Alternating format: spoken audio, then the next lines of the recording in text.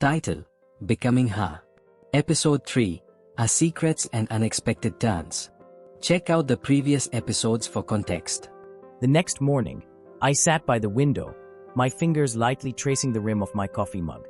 Sleep had been elusive, my mind replaying the previous night over and over. My first kiss as Brownie. The warmth of James' lips, the surprising tenderness of the moment, the sheer exhilaration of being desired in this new way. It all felt so overwhelming yet intoxicating. But then, I remembered how I had pushed him away. It wasn't rejection, just shock. But had James taken it as something more? Did he think I regretted it? That thought gnawed at me, planting seeds of doubt. My stomach twisted at the thought of losing something before it had even begun. As I was lost in my thoughts, Luke came bounding into the room, his youthful energy a stark contrast to my contemplative mood. Why are you so happy today, Dad? I hadn't realized I was smiling. I quickly masked my emotions and brushed it off with a chuckle, ruffling his hair. Just a good morning, buddy. But inside, I felt different, like something had shifted in me, like I was beginning to understand myself in a way I never had before. A quiet happiness lingered inside me, one I couldn't explain even to myself. Days passed, and with each one, the excitement from that night dulled slightly, replaced by uncertainty. I had enjoyed being close to a man, being seen as a woman, feeling truly feminine in a way that was both new and thrilling. But James remained silent. He hadn't reached out, not even a simple text. The first few days, I told myself it was fine, that he needed space. But as more time passed, my confidence wavered. Was he upset? Did he regret it? The silence felt like a void, and it was driving me insane. I wanted to reach out, but what if I was wrong? What if I was just making things worse? The unknown was suffocating.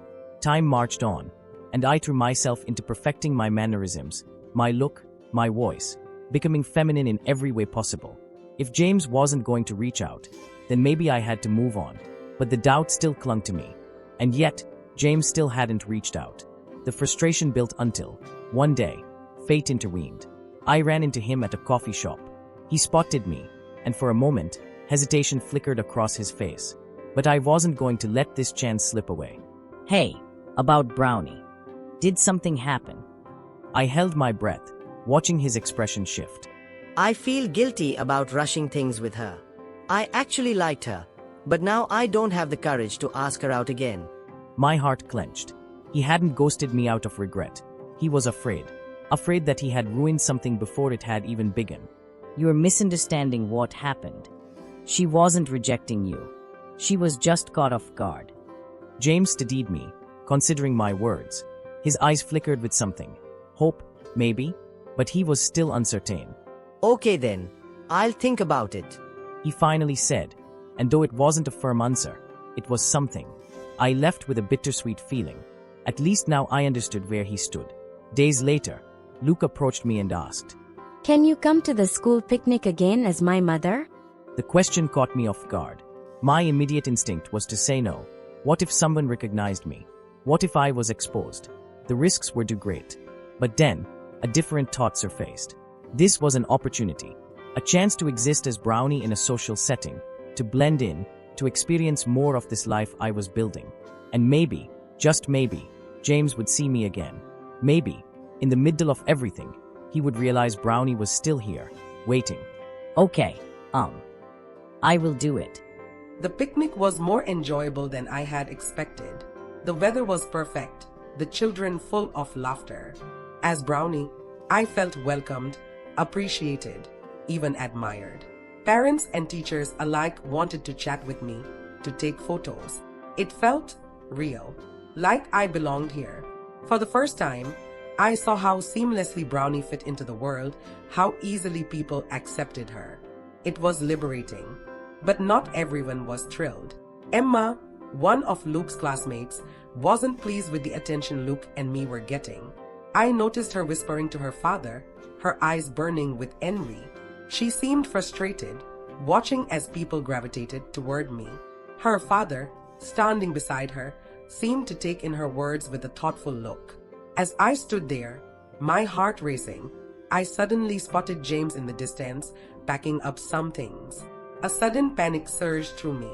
I couldn't let this moment slip away. Without thinking, I rushed toward him, my breath quickening. "James, wait," I called out, stopping just before him. His eyes widened in surprise, then softened when he saw me. Brownie, you here? He said, his voice tinged with something I couldn't quite place. Relief? Longing? He looked genuinely happy to see me again. We talked, the conversation flowing with ease, both of us wanting to learn more about each other. The sun had begun to set, casting a golden hue over the scene, turning the moment strangely romantic. We stood close, his gaze lingering on me, and before I knew it, our lips met in a soft, slow kiss. But as much as I wanted to get lost in it, I knew I had to tell him the truth. I pulled away slightly, looking into his eyes. "James, there's something I need to tell you. I'm not who you think I am. I'm a man." The words hung in the air, thick and heavy. James' expression froze, his eyes widening in shock. He took a step back, running a hand through his hair. You lied to me? I never meant to hurt you. I just... No. You played with my feelings. He turned as if to walk away, but then emotions overtook him. He pushed me, not with rage, but with frustration, as if trying to shove away everything he was feeling. The force sent me stumbling, my head hitting the ground with a sharp thud. A blinding pain shot through me as I felt something warm trickling down my temple. Blood. James stood over me, his face contorted with a mixture of anger and regret. I need to go. I can't stay anymore near you. He muttered, his voice barely above a whisper. And then, he walked away, leaving me there, wounded and alone. As my vision blurred, I heard footsteps approaching.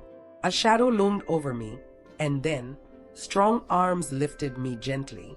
Through my hazy sight, I recognized Emma's father. His expression was unreadable, but there was warmth in the way he held me. My body gave into exhaustion, and before I could say a word, darkness consumed me. Thanks for watching.